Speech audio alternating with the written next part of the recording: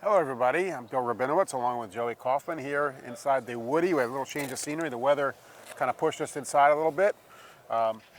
Joey, it's not that cold in here. Is that the California thing? It's cold enough. I just didn't want to take it off. Eventually we're going to go back outside. It's cold. It's November. All right. Ohio State proved they could handle the elements against Indiana. And you're proving you can't. And I'm proving I can't. I know my limitations are. You got to play your game. I talk better on a fast track. Okay.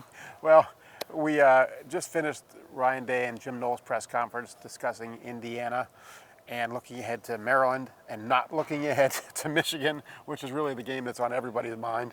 Probably the most pressing thing is people want to know what the injury update is. We didn't get a lot of clarity, although Ryan Day said more than he usually does about the running backs. Joey, you want to fill people in? He said he would be shocked if all three injured guys, Trevion Henderson, Chip Trainum, Maya Williams, are all unavailable this weekend, and he's hopeful to get two of them back. So the scenario where Ohio State goes to Maryland with only one scholarship running back and Dallin Hayden and has to rely on a true freshman to carry the ball 20 times a game is not likely. He'll get some reinforcements. The number, unsure, but some of the guys atop the depth chart should be helping Dallin Hayden this weekend. And he was also optimistic about the return of DeJuan Jones and Denzel Burke. He indicated after the game Saturday that he thought those guys would be back, and he seemed to indicate those guys are back on track to play. So that's good news on Ohio State. No update on Jackson Smith and Jigba. Again, we've reported that Michigan's the earliest he would come back, and even that, who knows. I wouldn't hold my breath, but you got 11 days, 12 days till the game. So that's always felt like with Jackson Smith and Jigba, most likely a Jalen Waddle situation with Alabama, where he got hurt and they came back in the 2020 season.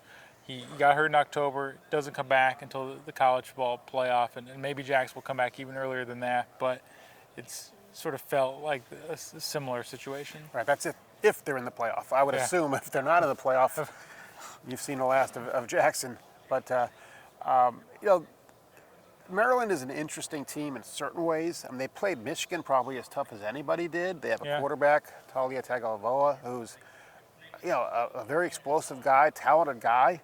On the other hand, they're coming off a 30-0 loss to Penn State. They lost to Wisconsin the week before. They clearly have no momentum right now. But I think about 2018. Ohio State played Maryland before the game, and it's 52-51. Maryland really should have won that game. If they had thrown an accurate pass in overtime for a two-point conversion, they'd have won. Now, that Ohio State defense is much worse than this Ohio State defense. Ohio State actually has a good defense this year. They had a terrible defense in 2018. That was just kind of a weird game. And that's the only time that Maryland has been competitive with Ohio State since they joined the Big Ten. And Ohio State's a 27-point favorite, I think. It opened as 27.5-point favorite, so four touchdowns. 4 touchdowns. And that seems about right to me. Yeah, I think the dominant storyline throughout this week and in the build-up to Saturday is the conditions are ripe for a trap game.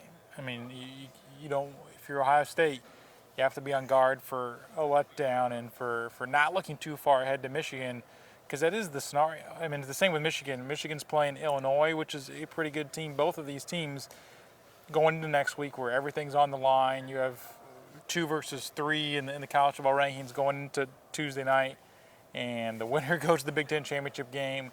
If you win that, you go to the college football playoff as likely at least a 2 seed, if not pushing for the number 1 seed.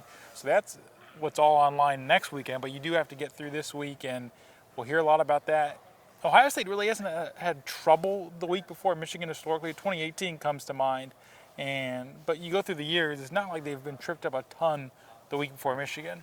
Yeah, we talked about this earlier. The 2015 Michigan State game happened to be the week before Michigan, but that was not a letdown as much as it was a rain down. A rain down and collapse by Ohio State, that infamous game.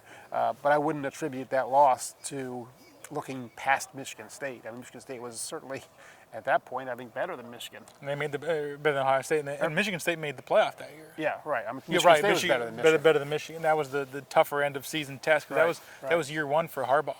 Right.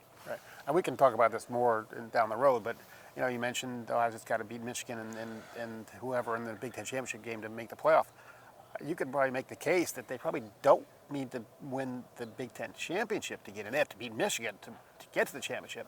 Depending on what else happens, they might, by virtue of having beaten Michigan, if that happens, and Notre Dame, which is looking better and better. Notre Dame's gotten their season back on track. They could potentially get in even if they were upset. Now, I don't expect them to get upset by anybody from the West, whoever that's going to be. That'd be shocking. But I don't know that it would necessarily kill Ohio State's chances. Again, that's down the road. We should even be talking about it probably, but just popped in my head. It's time of year where you're sort of going through all the playoff scenarios. I do feel like they always sort of play themselves out. It does feel like typically you get to early December and the 4 teams that make the postseason format are generally the ones you expect. I do think it's when we're talking about a letdown game this week, it could get interesting if Ohio State does come out and sleepwalking. And they didn't against Indiana. I think they did a good job of really jumping on Indiana from the start. But if it's what we saw in Evanston, Illinois, where you don't come out with your A game, Maryland's more equipped than Northwestern to take advantage of that. Maryland does start strong. They've had some good opening scripts this year, but they're the way they play in a game is sort of endemic of their season. They got off to a hot start in September and they fade. They have some good athletes. They can make stuff interesting. I think for this type of team, if you stomp on them early, you're going to be coasting. So that's I think the first quarter is going to be interesting. Yeah, and the weather's supposed to be okay, and I looked it up, and nothing crazy. Look, that's the story of the season right now. It is checking weather reports for every game. That's a lot of it. Look, we are pretty firm in thinking that if Ohio State didn't have to deal with the 50-mile-an-hour wind gusts against Northwestern, that would have looked much more like the Indiana game than what it looked like 21-7 there. So that was 3 quarters the weather, and 1 quarter Northwestern playing well and smartly, and Ohio State not playing particularly well. But I think most of that was the weather. So I don't think you're going to have that this week. I think Maryland's going to make some plays. I mean, they have some good players. Raheem Jarrett's a 5-star wide receiver. He's a good player. Who was going to go to LSU before he flipped to stay home? Right. So, I mean, Mike Loxley took over the program with the idea that they would heavily recruit that local area, that DMV area, and there's a lot of talent there. Larry Johnson got a lot of recruits from that area. Chase Young's, from there. And so Maryland is, I don't want to say they're a sleeping giant. I'm not going to call them a giant, but I would say they're a sleeping something. I mean, they have the potential more than some teams in the Big Ten to, if they can recruit well in their home area, be a decent team. They're still kind of in the early stages of that, but I think the difference in this game is going to be the lines. I mean, I think Ohio State's offensive and particularly defensive lines are I just think they're too much for Maryland to handle. Yeah, Maryland's offensive line has really struggled. You're right about their geographic area. I think unlike a lot of teams in the Big Ten where you're in states which just don't produce a lot of football talent, especially in the Big Ten West, it makes it difficult to really build much of a threat to Ohio State. And I think what Maryland's done well is they've recruited some perimeter talent. And they don't have, I don't think, the muscle up front, but I think it should be, if you're looking sort of the game within a game, Ohio State's secondary starting to get closer to full strength. You had Cameron Brown back last week against Indiana. Jordan Hancock made his first start of the year. I think there's some optimism that Denzel Burke could be back this week. So Ohio State could have 6 healthy scholarship cornerbacks for the first time all year. And Maryland has this deep group of receivers. So I think it's a good test for trying to get a gauge of where Ohio State's back end of that defense are. And because they're certainly going to be tested against Michigan, and they're certainly going to be tested in a postseason if they do make the college football playoff. And I think Tagovailoa is a good test for what they're going to face with J.J. McCarthy. J.J. McCarthy's a very athletic quarterback, can run, can make plays on the run. That's what they're going to face this week against Maryland. And they've had, some issues with that this year. The Toledo quarterback, DeQuan Finn, made some plays against them. Even last week, Indiana's quarterback, when he came in, Dexter Williams II, not that he did a lot, but they did nothing the first 3 possessions with their starting quarterback, and he comes in and gives them a little bit of a spark. They scored a touchdown on that play, on that series. So, I think this will be a good preparation.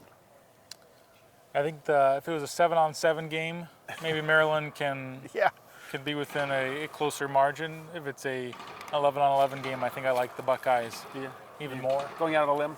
Yeah. You think? Okay. I'm not sure that we have a whole lot else to add. I mean, there's no point in belaboring the Indiana game. I think at this game's at 3:30. By the time it ends, let's say at 6:37, I don't know that they're even going to watch the tape. I mean, I think that the second this game ends, it's like Maryland 2, and it's on to they won't say the word, of course, on to Michigan. And But you will. We're allowed to. We're not part of the team. I know. I'm just Can you say it? Michigan. No, that doesn't give me the heebie-jeebies. Good. So, but this is a necessary get through it test of your competitive stamina that Ryan Day's preached all year. That you don't overlook anybody. It gets probably tougher the closer you get to Michigan. But the second this game ends, turn the page, and as Ryan Day said today, I thought the best quote he had was, we could be 11-0 and not have accomplished any of our goals yet. And that's the truth, because it starts next week. It's going to be a T game. It's either going to be a tune-up game or it's going to be a trap game. We'll see what happens in College Park. Thanks for watching.